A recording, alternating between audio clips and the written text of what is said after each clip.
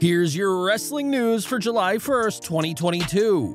We are kicking off with WWE, who are always on the hunt for their next big star who will fill arenas around the world, and the company has now signed a major name in entertainment. On social media, Logan Paul confirmed that he has signed a contract with WWE and made the deal official in a special signing with WWE Chairwoman and CEO Stephanie McMahon and WWE COO and Executive Vice President Triple H. In one image from the signing, Paul made his intentions clear as a WWE superstar, holding up a sign reading, "Coming for you, Miz." Paul's journey in WWE began last year when he accompanied Sami Zayn at that year's WrestleMania and competed at this year's Showcase of the Immortals. Logan Paul impressed fans at WrestleMania 38 with both his heel character work as well as his in-ring ability, and on WWE.com, it was confirmed that Paul signed his contract earlier this week. With over 33 million followers across social media, Logan Paul is unquestionably a huge name for WWE to sign, but what comes next for the YouTuber/prospect superstar remains to be seen. Fans may be hesitant to welcome Logan Paul to WWE, as the brash YouTuber is no stranger to controversy, but people will just have to get used to seeing him around. In an update from Ariel Helwani, it's noted that he has signed a multi-year deal with the company, and that Paul is expected to make his next WWE appearance this month at SummerSlam. Logan Paul's deal includes an undisclosed number of premium live events across 2022 and 2023, and while no opponent has been confirmed for his first match as an official superstar, The Miz makes a lot of sense.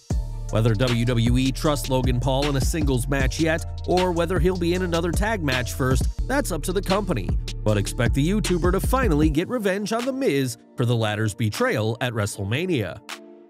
A match with the first and only two-time WWE Grand Slam champion seems inevitable for Logan Paul, but The Miz himself isn't too worried about getting in the ring. In a video reacting to Logan's signing, the A-lister is seen lip-syncing to an audio where he seemingly referred to Paul as funny and weird. In another tweet, The Miz responded to Logan Paul's warning that he's coming for the former WWE Champion, replying with a single emoji, questioning why WWE decided to hire the YouTuber/boxer in the first place. The Miz is no stranger to mixing it up with celebrities, and it looks like Paul will be next on his list, so don't be surprised if the two have some kind of altercation this month at SummerSlam. In May, Sasha Banks and Naomi walked out of a taping of Raw, citing creative differences with what the company had planned. Shortly after the walkout, WWE suspended the duo and pulled both from merchandises and promotional materials, and that isn't letting up anytime soon. Speaking on Sports Illustrated's Laces Up, Raw Women's Champion Bianca Belair discussed her career and had to stop herself from mentioning Sasha Banks. "When I had the main event of WrestleMania at WrestleMania 37, I was the first black woman to main event WrestleMania that night." Belair, of course, headlined Night 1 of the 2021 show with Banks, and up until recently, WWE praised the pair for their historic match. Now, not only are WWE not mentioning Banks, but it seems that mandate has been passed to the roster themselves, despite the impactful career the boss has had in the company. Over to AEW now, as tonight will mark the company's latest edition of Rampage, which was filmed in advance following the latest Dynamite. Dynamite saw AEW's gory blood and guts match, which excited the fans live in Detroit, Michigan, but those fans didn't stick around for long. Dave Meltzer reported on the latest Wrestling Observer newsletter that fans were leaving in droves during the main event and didn't stick around for Rampage.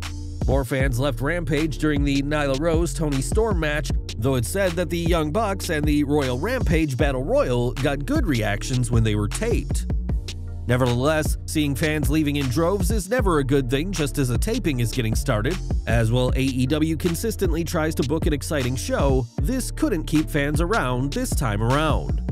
This will likely continue to be a problem as long as Rampage is taped after Dynamite. As with Rampage tapings often pushing close to midnight, it's understandable that exhausted fans would rather go home.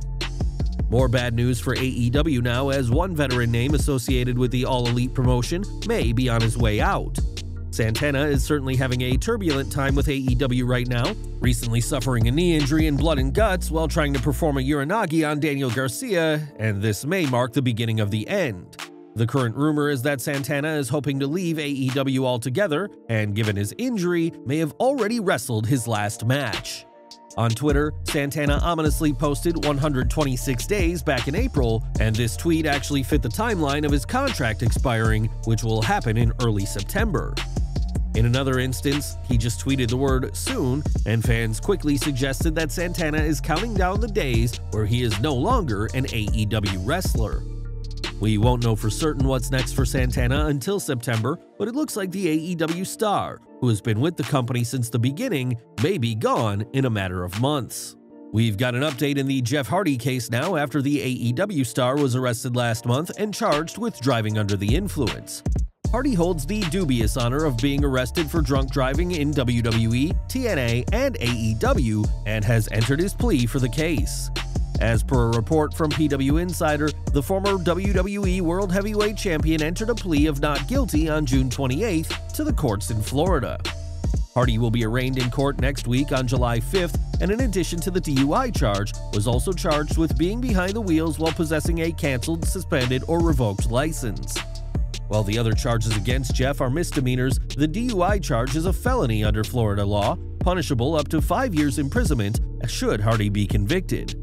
Tony Khan has said that Jeff is trying to get himself clean again, but this is his absolute last chance, and we'll keep following this story after the charismatic Enigma's not guilty plea this week. Now, The Rock is one of the biggest celebrities on the planet, and as his social media game has proven, loves his family very, very much, but recently, the People's Champion's family grew a lot bigger. The Rock's father, Rocky Johnson, was traveling on the road for years before his son made it to WWE, and one Canadian filmmaker has a story to tell about the former WWF Tag Champion. Lisa Purves was just 18 when she reached out to her biological father, Rocky Johnson, and in 2017 set out to make a documentary about kids abandoned by their parents. During her research, Purves learned that her father had several other children, and all testing has proven that Rocky Johnson had at least 5 other children across Canada in addition to Lisa. This means that The Rock has 6 half-siblings, many of whom will have seen his rise to superstardom on TV, possibly resenting that their father only spoke about his successful son. It's reported by Sports Illustrated that several of The Rock's half-siblings remain in touch, and we're sure that Purves' documentary, Just Call Me Lisa, will be an interesting watch when it comes out in the future. It's been several years since Darren Young parted ways with WWE, and he's been busy since then. Most notably, Young, now working as Fred Rosser, is the reigning New Japan Strong Openweight Champion after defeating Tom Lawler, but has set his sights back on WWE.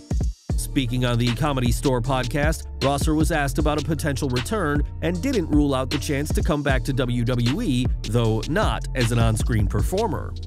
Rosser explained that he'd love to come back as a coach for the company and work in NXT, where he could help elevate talent to that next level.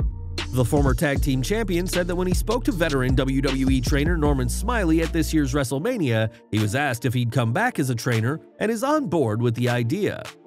From working in the Nexus to the primetime players to his singles run, Fred Rosser had a lengthy tenure in WWE, and he may be soon bringing those skills behind the scenes to the company.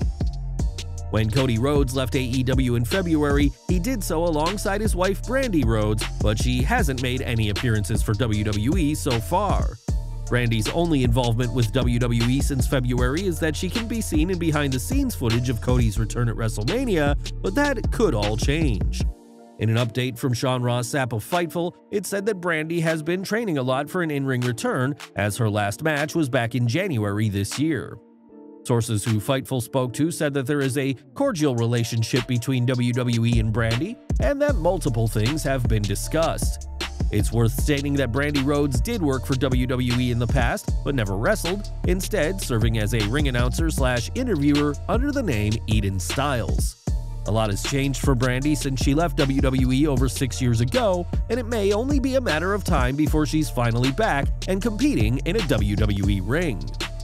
Over to Impact Wrestling, as Jordynne Grace is the company's reigning Knockouts champion and has reigns as both an Impact Knockouts Tag Team champion and Digital Media champion under her belt. While Grace is certainly established in Impact, it was recently rumored that she was coming to AEW thanks to a leak from none other than their music producer, Mikey Ruckus. It turns out that Ruckus recently produced a theme song for the reigning Knockouts champion, but that isn't a sign of her joining AEW, as Fightful reports. A story ran today implying Jordynne Grace could be heading to AEW as their music producer Mikey Ruckus had produced a theme song for her. Fightful got wind of this a couple of weeks ago and actually reached out to Jordynne Grace. She clarified that Mikey Ruckus has produced songs for her for quite a while, even dating back before AEW existed. In May 2021, Jordynne Grace signed a multi-year extension with Impact Wrestling, which would put her with the company until at least spring 2023. Grace would be a bold signing for AEW, who are constantly adding names to their women's division, but it won't be happening yet, despite Ruckus producing a theme for the Impact Wrestling star. Back to WWE now, as Arianna Grace is one of the newest stars in NXT 2.0, but fans may not be aware of her wrestling heritage. Arianna is the daughter of former WWE superstar Santino Marella, who isn't thrilled about his daughter's name being changed. Speaking on the Monday Mailbag with Mike Chioda, Santino discussed WWE changing the name of talents and said that special exceptions should be made for multi-generational talents. If my daughter was Arianna Marella, I don't see a problem with that. I think there's some equity in being the second generation, but it's great for her too because when you're a second or third generation wrestler, it's really important for them to know that they've earned this and they're not just getting a free pass because of who their parents are. The irony in all this is that Marella isn't Santino's actual name, but is a reference to legendary WWF personality Gorilla Monsoon, whose real name was Robert Marella. Perhaps one day WWE will allow Arianna to embrace her kayfabe family name of Marella, but until then, the young superstar will be Arianna Grace for the considerable future.